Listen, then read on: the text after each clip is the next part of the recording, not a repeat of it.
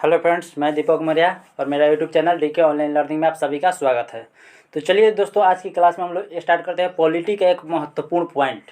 सबसे महत्वपूर्ण point polity का होता है ये अनुच्छेद। कि आज हम लोग क्या देखने हैं, अनुच्छेद देखने वाले नहीं, महत्वपूर्ण अनुच्छेद जो एग्जाम में पूछा जाता है। सिर्फ देखेंगे जो एग्जाम में पूछा जाता है। सारे अनुच्छेद हम लोग नहीं देखने वाले हैं। टोटल जितने अनुच्छेद हैं वो टोटल हम लोग नहीं देखेंगे। सिर्फ जो एग्जाम में पूछा जाता है, जो एग्जाम में हम लोग निकाल सकते हैं जिस अनुच्छेद से, सिर्फ वही आज कवर करने वाले हैं। ठीक है दोस्तों, तो चलिए क्लास को स्टार्ट करते हैं। और आप लोगों ने अभी तक चैनल को सब्सक्राइब नहीं किया है तो चैनल को सब्सक्राइब कर लें और बेल आइकन की घंटी को क्लिक कर लें, ताकि हर वीडियो का नोटिफिकेशन आप तक सबसे पहले पहुंच सके। और ज़्यादा से ज़्यादा अपने ग्रुप में और बच्चों के पास शेयर करें। ठीक है दोस्तों, चलिए बिना टाइम को बर्बाद किए हम लोग क्लास को स्टार्ट करते हैं। महत्वपूर्ण अनुच्छेद देखते हैं, इंपॉर्टेंट आर्टिकल्स। तो सबसे पहले देखिए कि भागवन। तो भागवन में आपको क्या बताएगा, सबसे पहले कि भागवन में आपको क्या बताएगा कि संघ और राज्य क्षेत्र। भागवन में बताया जाता है कि संघ और राज्य क्षेत्र के बारे में बताया जाता है। भागवन में संघ एवं राज्य क्षेत्र। आपको पूछेगा कि भागवन में पार्ट 1 में क्या बताया गया, तो संघ और राज्य क्षेत्र के बारे में बताया गया है, जिसमें 3 अनुच्छेद महत्वपूर्ण है। जिसमें क्या 3 अनुच्छेद महत्वपूर्ण है। सबसे पहला क्या है, भारत राज्यों का संघ है। क्या है, अनुच्छेद 1 में भारत जो है राज्यों का संघ है। सेकंड में बताया गया कि अनुच्छेद 2 में भारतीय संघ के बाहर के क्षेत्र को शामिल करने का प्रावधान दिया गया है। किसमें, अनुच्छेद 2 में। और कोई बोला गया कि अगर कोई भारतीय संघ के बाहर के क्षेत्र को शामिल करने का प्रावधान भारतीय संघ में, तो उसको अनुच्छेद 2 में रखा गया है। उसके बाद आ जाता है अनुच्छेद 3 में कि किसी राज्य के क्षेत्र नाम बदलने एवं किसी अन्य प्रकार के परिवर्तन में संसद को शक्ति, यानी कि जो संसद की शक्ति होता है अनुच्छेद 3 के तहत, कि किसी भी राज्य का क्षेत्र नाम बदले या किसी अन्य कोई भी परिवर्तन करना हो राज्य के अंदर, तो वो सब अनुच्छेद 3 के तहत किया जाता है। अनुच्छेद को किसके तहत किया जाता है, तो अनुच्छेद 3 के तहत किया जाता है। ठीक है, चलिए आगे आता है अनुच्छेद। अब देखिए पार्ट 3 में देखिए क्या बताया गया कि पार्ट 3 में कि मौलिक अधिकार। पार्ट 3 में आपको बताया जाता है कि मौलिक अधिकार के बारे में।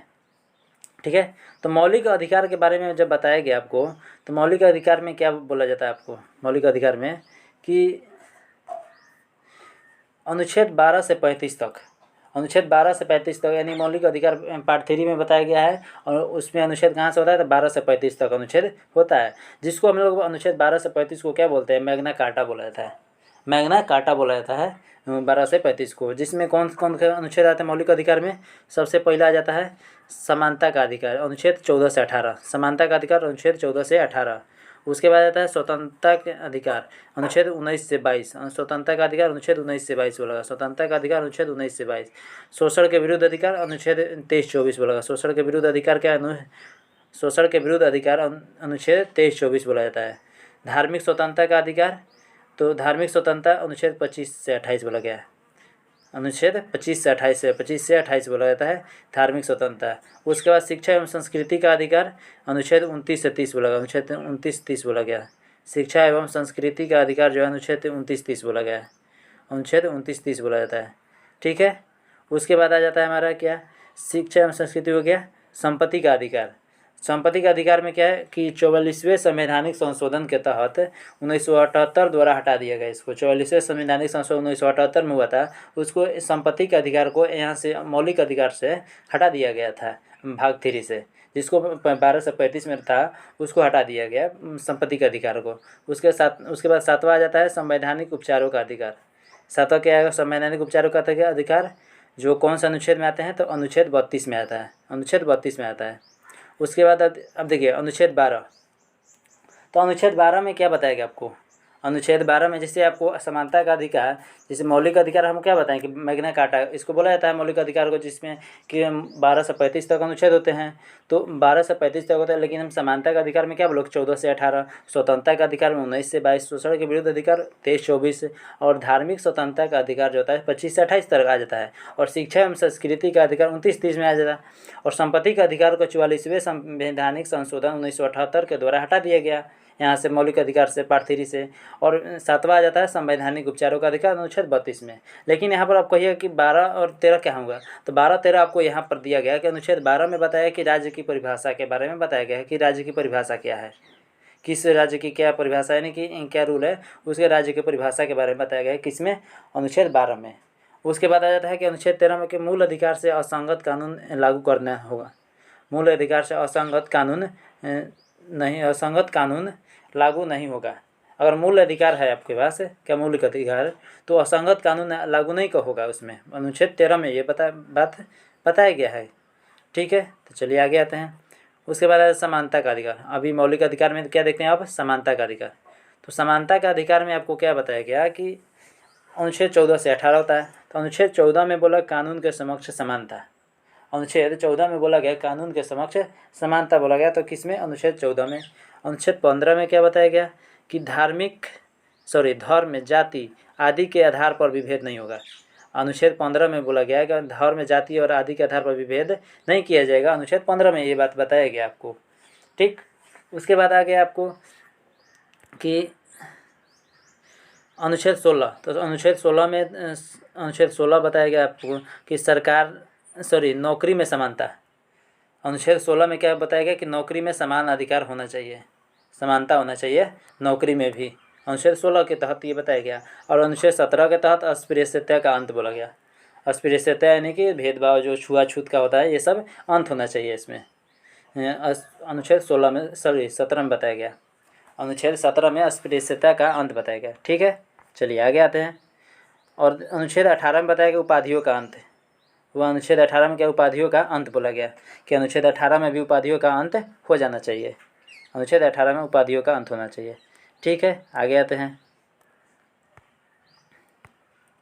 देखिए, अब आपको यहाँ पर स्वतंत्रता का अधिकार। तो स्वतंत्रता के अधिकार में आपको बताया गया, स्वतंत्रता के अधिकार में क्या, स्वतंत्रता का अधिकार में आपको क्या बताया जाता है अनुच्छेद 19 से 22। स्वतंत्रता का अधिकार का होता है अनुच्छेद 19 से 22 होता है, अभी आपको बताएं।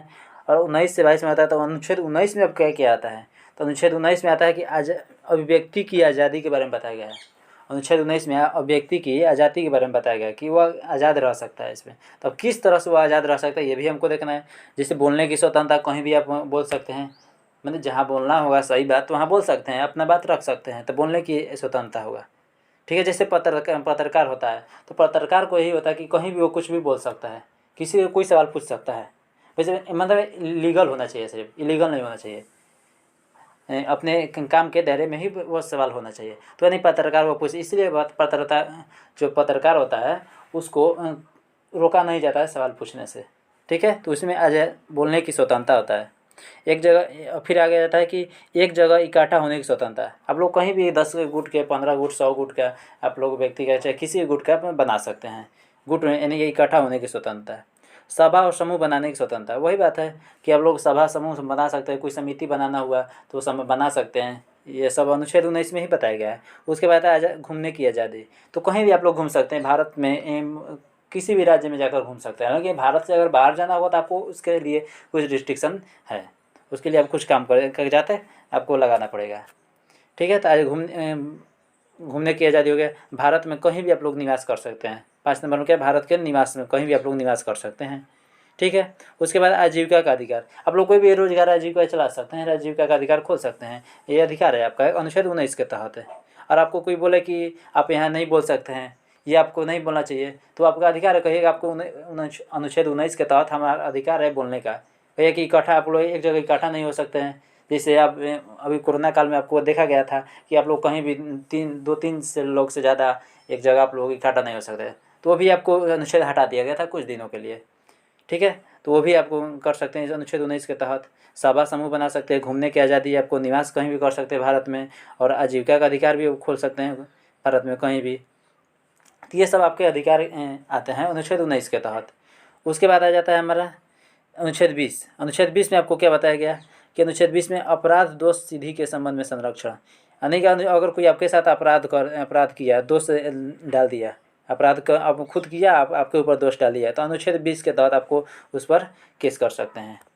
ठीक है, अपराध दोष सिद्धि में वो अधिकार आ जाता है, किस में, तो अनुच्छेद 20 में आता है। अपराध दोष सिद्धि के संबंध में संरक्षण होता है अनुच्छेद 20 के तहत। ठीक है, अब आ जाते हैं हम लोग, देखिए अनुच्छेद 21, क्योंकि हम लोग अनुच्छेद इसमें स्वतंत्रता का अधिकार में कहाँ से, अनुच्छेद 19 से 22 तक बात देखने वाले हैं। तो अनुच्छेद 21 में आपको क्या बताया गया कि अनुच्छेद 21 में जीवन का अधिकार। तो जीवन का अधिकार यानी कि जीने का अधिकार, जीवन का अधिकार है यानी कि जीने का अधिकार। तो अनुच्छेद 21 में बताया गया। और अनुच्छेद 21A में क्या बताया गया कि 6 से 14 वर्ष के बच्चों को निःशुल्क शिक्षा अधिकार निःशुल्क शिक्षा अधिकार बताया गया। किसमें? 6 से 14 वर्ष के बच्चों में। 6 से 14 वर्ष के बच्चों को निःशुल्क शिक्षा का अधिकार अनुच्छेद 21A में बताया गया। ठीक है। और जो 86वें संवैधानिक संशोधन 2002 के तहत किया गया, जो 86वें संवैधानिक संशोधन 2002 के तहत किया जाता है। उसके बाद आता है अनुच्छेद 22, गिरफ्तारी के संबंध में संरक्षण। गिरफ्तारी के संबंध में संरक्षण बोला गया अनुच्छेद 22 में बताया गया। अनुच्छेद 22 में क्या? गिरफ्तारी के संबंध में संरक्षण बोला गया अनुच्छेद 22। अनुच्छेद 22 में गिरफ्तारी के संबंध में संरक्षण क्या बताया गया? संबंध में संरक्षण अनुच्छेद 22 में बताया गया। गिरफ्तारी के संबंध में संरक्षण अनुच्छेद 22 में बताया गया है। ठीक। उसके बाद आ जाता है हमारा कौन? शोषण के विरुद्ध अधिकार।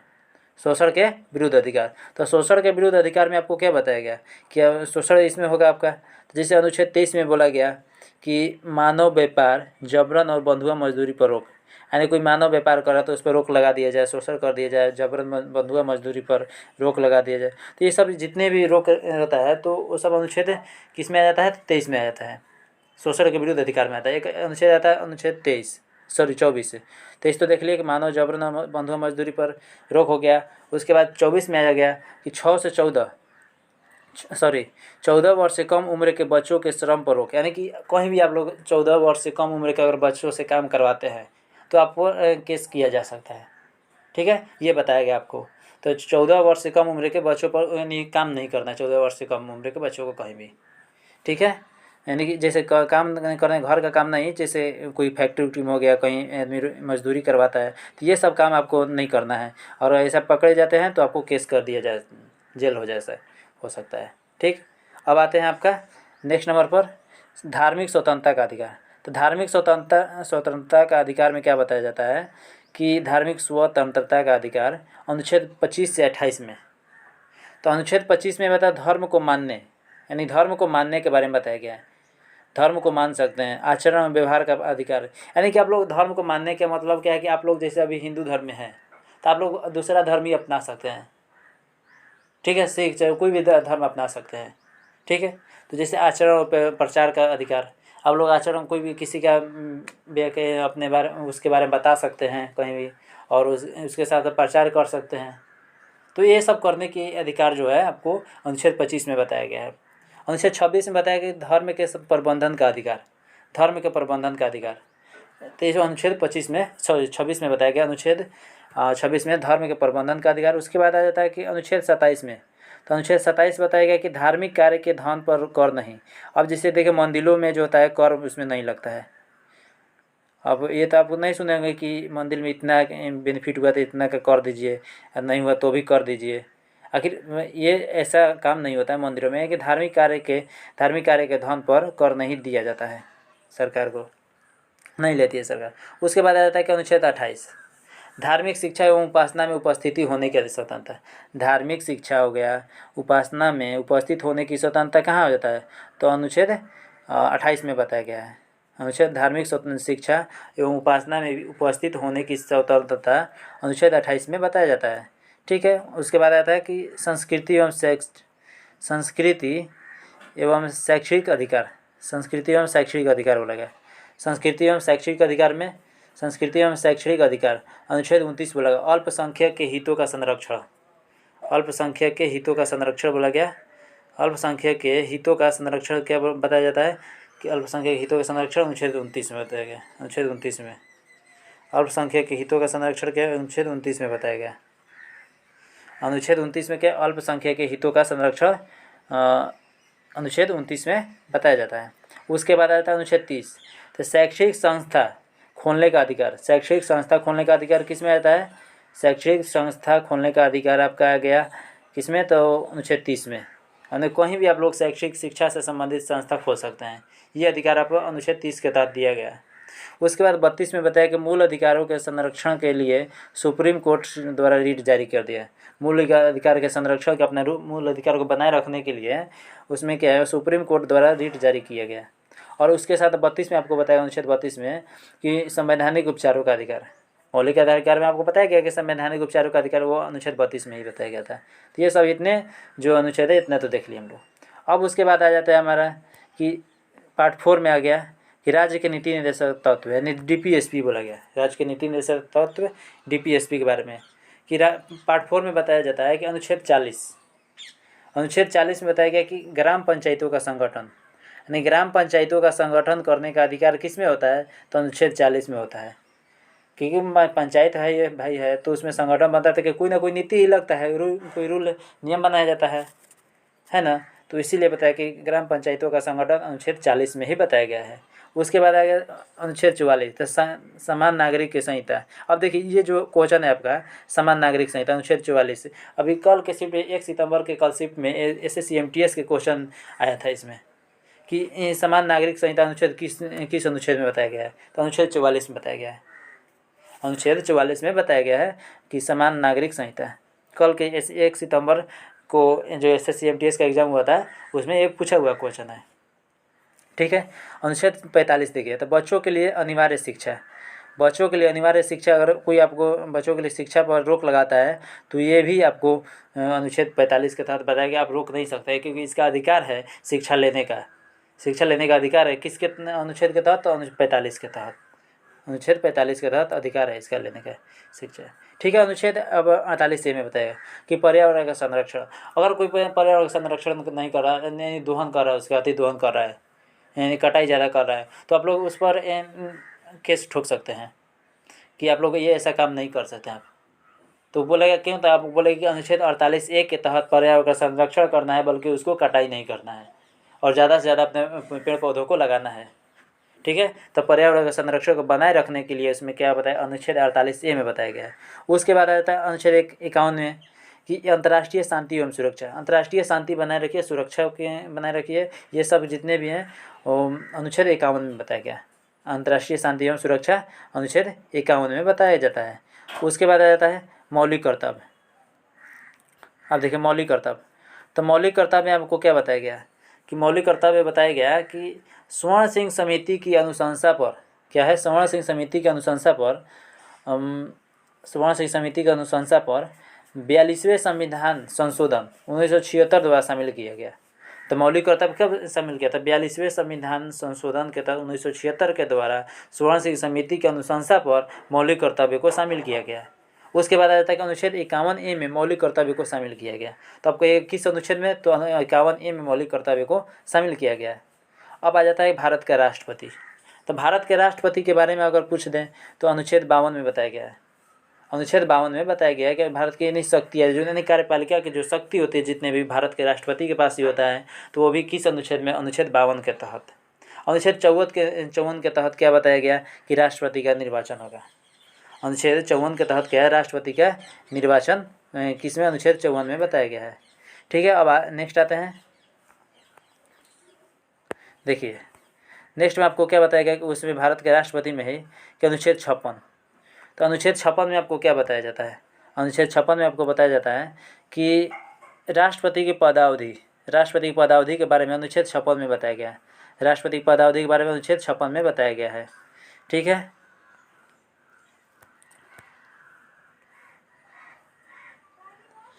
राष्ट्रपति पदावधि के बारे में अनुच्छेद 56 में बताया जाता है। उसके बाद आ जाता है आपका कि अनुच्छेद 60 में बताया गया कि राष्ट्रपति का शपथ, अगर राष्ट्रपति को शपथ दिलाना हो तो उसमें अनुच्छेद 60 में दिया गया। उसके बाद आ जाता है कि अनुच्छेद 61 में महाभियोग, तो महाभियोग अगर करना हो तो राष्ट्रपति का, तो उसमें अनुच्छेद 61 में बताया गया, ठीक। उसके बाद आ जाता है अनुच्छेद 72 में क्षमादान की शक्ति। तो क्षमादान की शक्ति किस में बताया जाता है कि अनुच्छेद 72 में बताया जाता है क्षमादान की शक्ति के बारे में। क्षमादान की शक्ति में अनुच्छेद 72 में बताया गया। अनुच्छेद 85 में बताया गया लोकसभा का सत्र सत्रावसान एवं विघटन बोला गया। लोकसभा का सत्र सत्रावसान एवं विघटन के बारे में किस में बताया गया, तो लोकसभा का सत्र एवं सत्रावसान के बारे में विघटन अनुच्छेद 85 में बताया गया। अनुच्छेद के 85 में बताया गया लोकसभा के सत्र सत्रावसान एवं विघटन। उसके बाद अनुच्छेद 123 में बताया गया अध्यादेश जारी करना है। अनुच्छेद 123 में बताया गया कि अध्यादेश जारी करना होगा, तो किस अनुच्छेद में, अनुच्छेद 123 के तहत, ठीक। उसके बाद अनुच्छेद 143 में आपको बताया गया कि सुप्रीम कोर्ट से राष्ट्रपति द्वारा किसी मामले पर अगर सलाह करना हो तो किस में बताया गया है? अनुच्छेद 143 में बताया गया है। अनुच्छेद 143 में बताया गया है। ठीक है, तो चलिए दोस्तों आज की क्लास को इतना ही पेंड करते हैं और नेक्स्ट कल पार्ट 2 में लेकर आने वाले हम लोग उपराष्ट्रपति से आगे लेकर आने हैं, उसमें भी ये कुछ है। आज की क्लास को इतना ही, ज़्यादा नहीं करेंगे, वीडियो ना तो लंबा हो जाएगा। तो चलिए आज की क्लास को इतना ही इंड करते हैं। और आप लोगों ने अभी तक चैनल को सब्सक्राइब नहीं किया है तो चैनल को सब्सक्राइब कर ले, बेल आइकन घंटी को भी क्लिक कर ले ताकि हर वीडियो का नोटिफिकेशन आप तक सबसे पहले पहुंच सके। ठीक है दोस्तों, ज़्यादा से ज़्यादा अपने बच्चों के पास शेयर करें। जय हिंद, जय भारत।